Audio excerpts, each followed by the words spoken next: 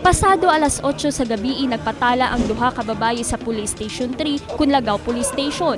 Gireklamo nila ang usa ka Anturo Zambrano, 41 anyos, o residente sa Darinco Compound, Barangay Lagaw. Misaka kuno ang suspect sa panimalay sa mireklamo o gibaharang patyon ang ilang mga bana.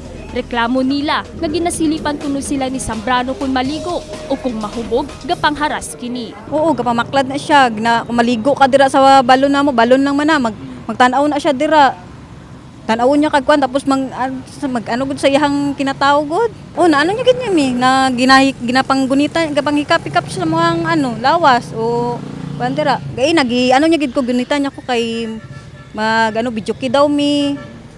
Ako gani sa katong the other day ginang ko niya na gitawag ko niya nagalingkod ko dito sa bubon tapos niya na siya nga ali diri gitawag niya ko ali adto ta sa inyong boarding house ganang ko niya wala lang nako siya gipansin kay kabalo ko hubog siya mo to wala lang tapos mao lagi ang amo man gusto nga kuan unta kanang maano gud siya kay murag harassment naman gud ang ginabuhat gud bisag tungang gabi murag disturbo na kayo. Tungod sa reklamo, nabunog kini sa mga silingang meresponde o nagkasamad pa ang nawong sa dihang gidala sa presinto. Sa pagkakaron, balhog na sa Lagaw Police Station ang nasampit nga lalaki.